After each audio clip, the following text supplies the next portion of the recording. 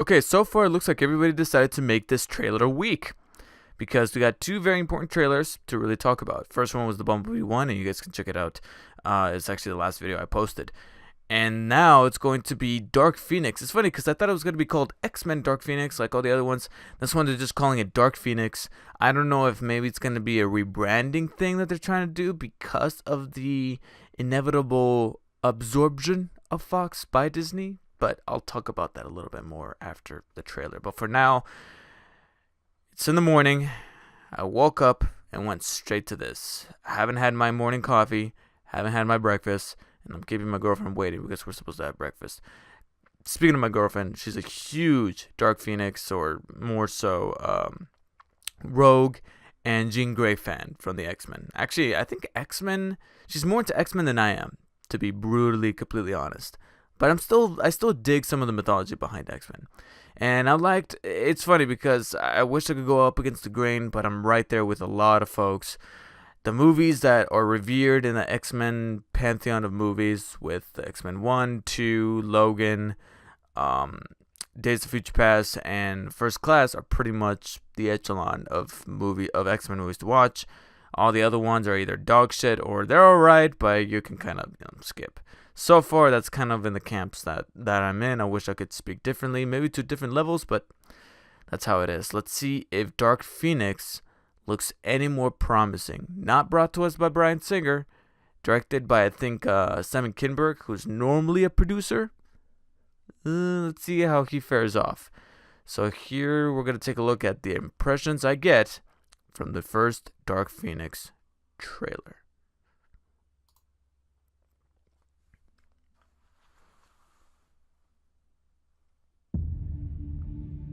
You think you can fix me? Jean, you are not broken.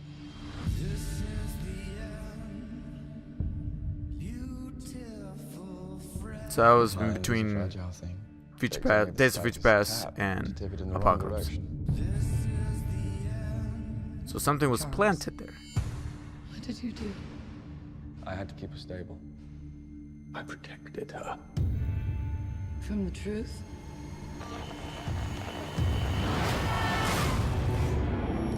Wizard of Oz. Ah! There's another word for that. I came looking for answers. Magneto's still trying to do his own shit, and people keep bugging him. Leave Magneto alone! They can't begin to comprehend what you are. She's changing. And what? You didn't come here looking for answers. You came here looking for permission. Ooh, those suits. Not anymore. She's all right. Not for long, I meant to say. Pain. That's all coming out at once. Redesigned Mystique. She looks a little bit different than normal. The world is on the brink. I'm sorry I didn't stop it sooner. You're always sorry, Charles, and there's always a speech, and nobody cares. Alright, Magneto getting a little meta there. Don't do this. They're right to fear me. I've seen evil. And I'm looking at it now.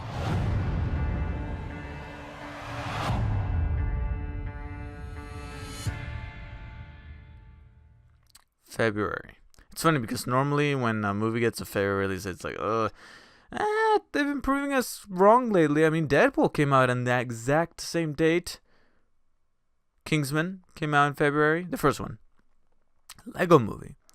3 years in a row, my favorite movie of the year came out in February. Lego Movie, Kingsman, Deadpool. Can Dark Phoenix break that mold? I'm definitely giving it a chance, and it definitely doesn't look as bad as I was being scared to, because I'm gonna say it right now, I saw so many folks on Facebook and stuff like that lambast the trailer saying, "Oh my God, it looks like shit." They're taking the worst parts of X-Men: The Last Stand, which I will admit, it does feel like it's retreading familiar ground from that movie, because they did tackle the Dark Phoenix storyline there, and it's like, well, I guess technically after Days of Future Past, X-Men: Last Stand didn't happen, so they can kind of get away with doing it again here. Not really, but you know what I mean. Yes, it does feel like they're borrowing certain elements, but it does look like it's compelling to see that Charles is actually going to stick around for the majority of it, in terms of actually sticking around in the movie, and not only that, but also trying to see if he gets any kind of redemption arc for him, since he's the one that he's responsible for the Dark Phoenix rising later on.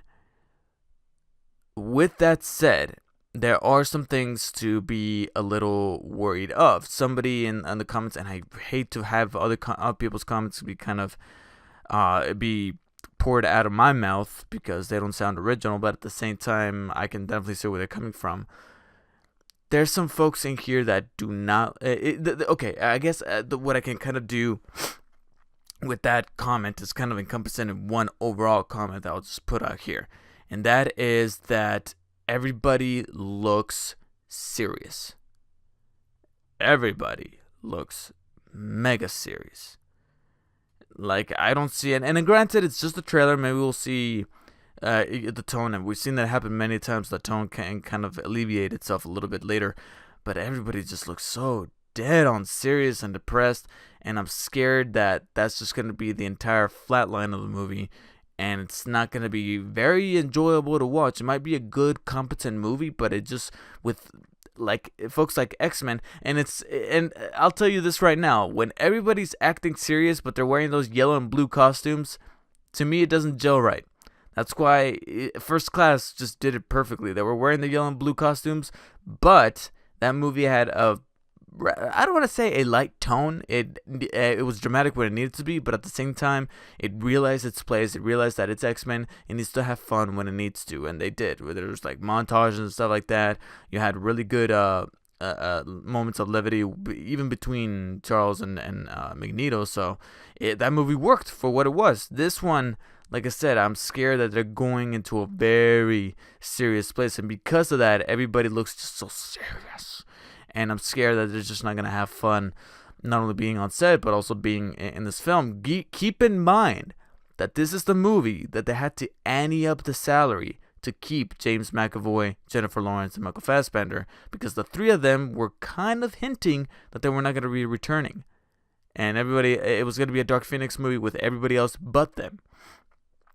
But they were able to negotiate salaries, and they were able to keep them in this movie.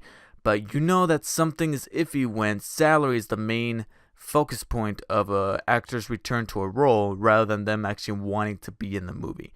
And that's what's got me a little concerned about this movie, is that that's what we're going to end up with, especially with Jennifer Lawrence, who you can kind of tell she does not want to be in this role anymore. And after Apocalypse, well, she wasn't so bad in Apocalypse. Actually, no. Days of Future Past, she was good. Apocalypse, yeah, I'm confusing the two movies. Days of Future Past was the one I'm thinking about, and she was really good in that one.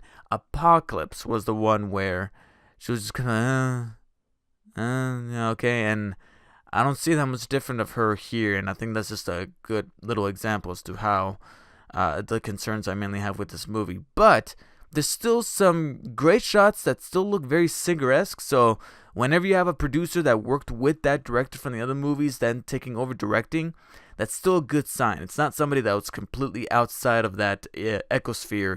So it's like, okay, I know how the shots are supposed to look like. I know how an X-Men movie is supposed to look like. I know how to replicate that. So physically, or technically I should say, with shots and cinematography and the look of the characters, they still look congruent. They still look like they're connected to those other movies, so that's a plus. And again, there's some interesting points. I actually like that shot where Beast kind of, not as Beast, but as Hank kind of knocks over the glass, trying to talk to some sense into Charles Xavier. I think that's a really good little throw line that has me interested. But besides that, I'm going to have to hold some reservations at the moment. I'm hoping for a second trailer, not necessarily to shed more light on the story, because I feel like we've been through this story before. So it's like, okay, that's good. Now show me some characters or character development that makes me go, hey, this could be really cool to watch. It's not going to be super dead serious all the time, but it's going to hit the right tone for an X-Men movie. Do it, 20th Century Fox. It's the last thing you could possibly do before you eventually get osmosed into Disney. Because that's one thing that I wanted to make a comment on, is that I think one thing that gives us all that fatigue feeling of watching this trailer and making us go, okay, yeah, we still have this movie to watch, plus New Mutants, which was supposed to come out by now, and I think that was supposed to come out in February, and now I don't even know when the hell that's coming out. I think it's in July or something like that. And I don't even know if it's coming out in theaters anymore. I think they said that, yeah, they're gonna possibly work out a Netflix deal, so that ended up being fucked over. So yeah, this whole merger is just giving us this fatigue where it's like, well, yeah, we're watching this movie.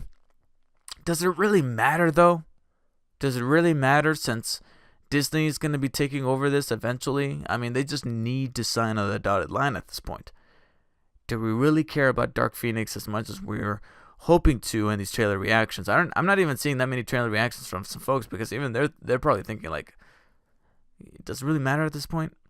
That's the question I throw over to you guys. Post your responses in the comments below. What do you guys think of the Dark Phoenix trailer overall? And do you think that this movie is really going to be worth it, considering the Fox-Disney merger?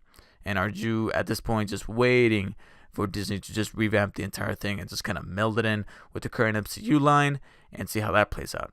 Let me know in the comments. Make sure to like and share this video, and do not forget to subscribe for more reactions, as well as my upcoming Spider-Man PS4 review, which is in the can. Just gotta get it up. The review. That's what I meant. See you guys later.